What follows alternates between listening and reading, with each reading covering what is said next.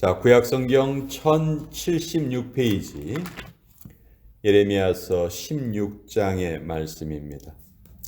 예레미야서 16장, 오늘은 조금 본문을 길게 읽도록 하겠습니다. 읽기만 하면은 다 내용이 이렇게 이해가 되는 내용이기 때문에 1절부터 15절까지 우리 같이 읽고 또 21절의 말씀 읽도록 하겠습니다. 먼저 예레미야서 16장 1절부터 15절까지의 말씀 같이 읽도록 하겠습니다. 시작. 여호와의 말씀이 또 내게 임하여 이르시되 너는 이 땅에서 아내를 맞이하지 말며 자녀를 두지 말지니라.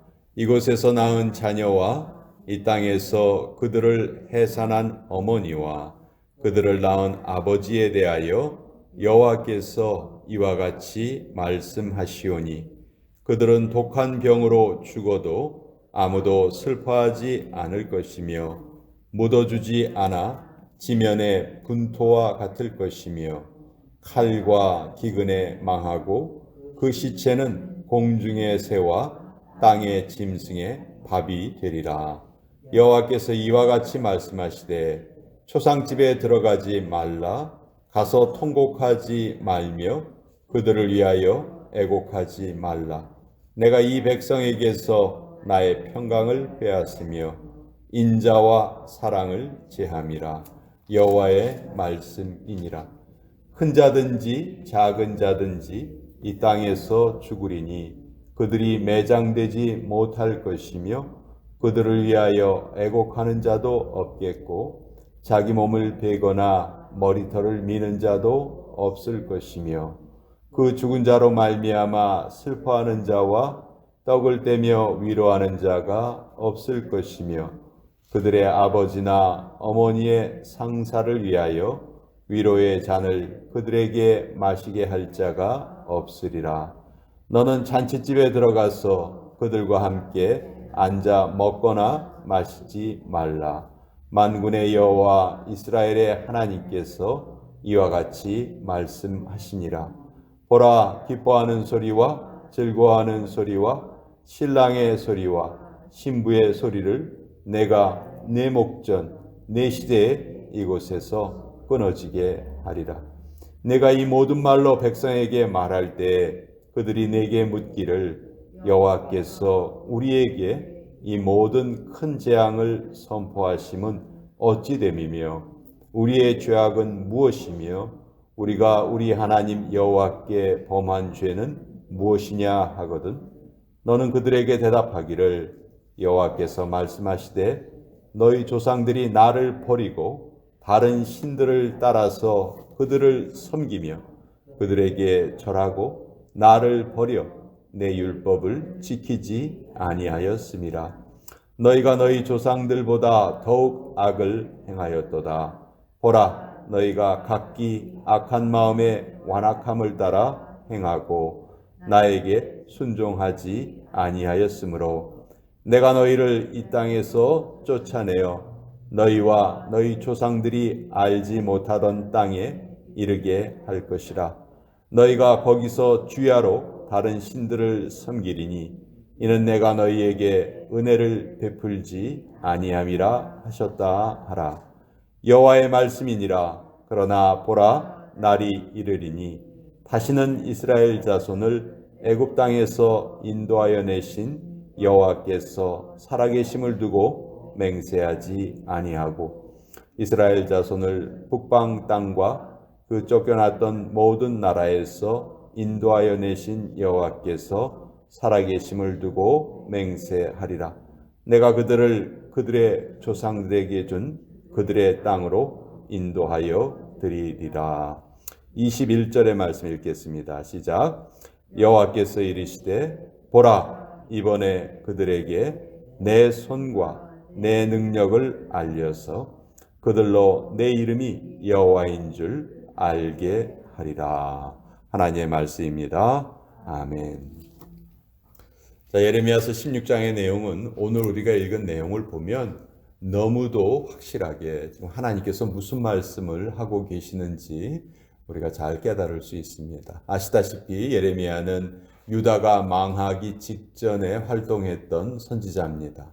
가장 하나님의 말씀을 열심히 전했지만 또 반면에 이스라엘 백성들은 이 예레미야 선지자의 말씀을 또 가장 또 통렬하게 철저하게 무시하고 예레미야를 핍박하고 그랬었죠.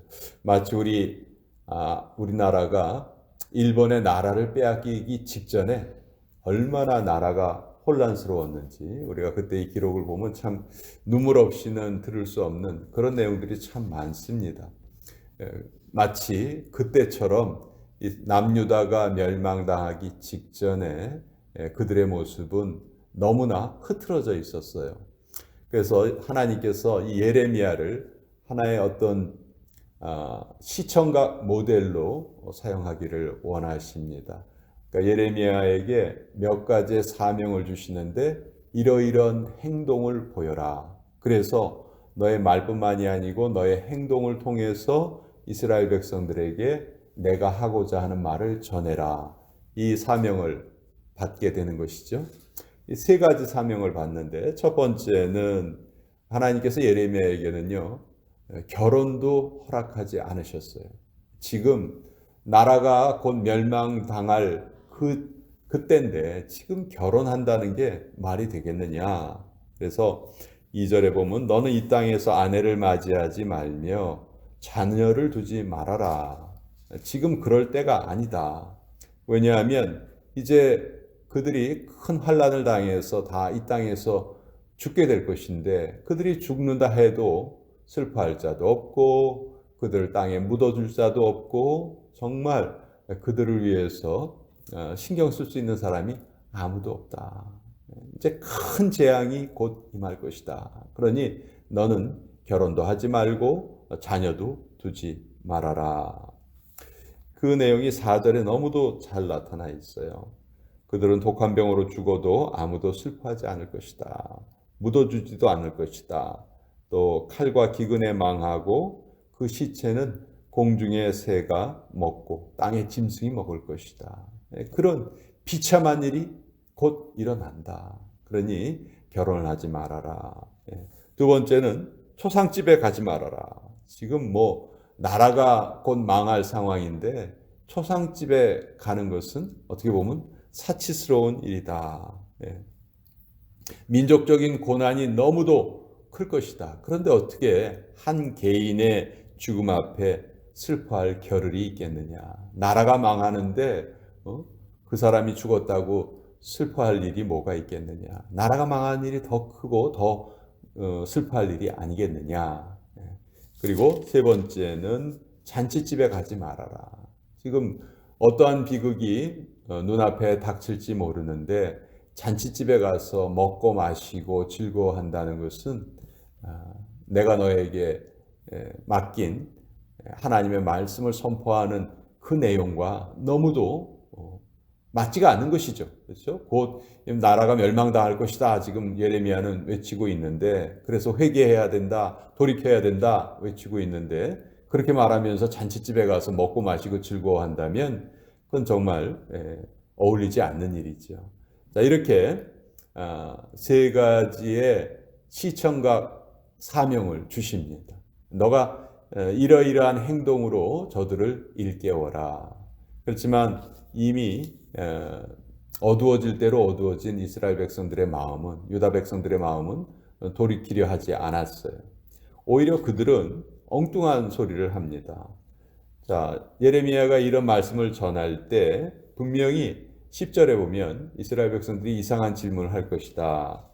내가 이 모든 말로 백성에게 말할 때 그들이 내게 묻기를 여호와께서 우리에게 이 모든 큰 재앙을 선포하시면 어찌 됨이며 우리의 죄악은 무엇이며 우리가 우리 하나님께 범한 죄는 무엇이냐. 어떻게 보면 참 너무 뻔뻔스러운 질문이죠. 우리도 살아가면서 어떤 잘못을 한 사람이 오히려 내가 무슨 잘못을 했느냐 이렇게 큰 소리 떵떵 치고 정말 이해되지 않는 행동을 보일 때가 많이 있죠. 이스라엘 백성들, 유다 백성들도 마찬가지였습니다. 지금 우리가 도대체 무엇을 잘못했길래 하나님께서 이런 벌을 내리신다는 말이냐? 우리는 하나님의 백성 아니냐? 아브라함의 자손 아니냐? 우리의 혈통은 유대인 아니냐? 이런 식으로 자기들의 행동이나 자기들의 실제 생각하는 것이 죄악으로 가득 차 있으면서도 겉모습을 나타내고 자기들의 혈통을 자랑했던 것이죠. 11절에 하나님께서 아주 분명하게 말씀하십니다. 너는 그들에게 대답하기를 여호와께서 말씀하시되 너희 조상들이 나를 버리고 다른 신들을 따라서 그들을 섬기며 그들에게 절하고 나를 버려 내 율법을 지키지 아니하였음이라. 너희의 조상들이 이런 큰 잘못을 저질렀다. 그런데 너희는 그 조상들보다 더 큰 잘못을 더욱 악하게 행동하였다. 12절에 너희가 너희 조상들보다 더욱 악을 행하였도다. 보라 너희가 각기 악한 마음에 안악함을 따라 행하고 나에게 순종하지 않았다. 너희는 내가 내 이름을 만방에 알리기 위해서 선택한 나의 백성들인데 오히려 너희는 나를 섬기지 않고 그 가나안 땅의 우상들을 섬겼고 그들이 하는 방식을 오히려 너희가 배워서 나를 멸시하고 우상을 좇았다. 이렇게 하나님이 말씀하시죠. 하나님은 자기 자신을 질투하시는 하나님이시다. 이렇게 우리에게 알려주시는데요. 정말 이스라엘 백성들을 사랑하시고 정말 우리들을 사랑하시기 때문에 우리가 잘못된 길로 가는 것을 너무너무 싫어하시는 거예요. 예를 들어서 자녀가 불량식품을 먹어요. 그러면 그걸 보는 부모가 그래 잘한다 더 먹어라 배고플 텐데 더 먹어라 이렇게 말할 부모가 있을까요? 불량식품을 먹는다면 당장 그것을 그치게 해야 되겠죠. 그것을 못 먹게 막아야 되겠죠.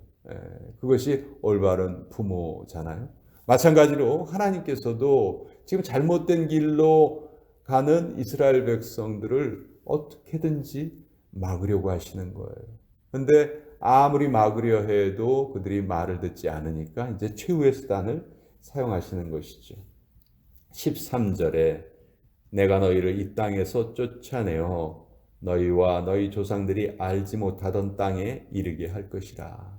이제 너희가 바벨론의 포로로 끌려가게 될 것이다. 그 길만이 너희가 이 잘못된 악에서 돌이킬 수 있는 방법이다.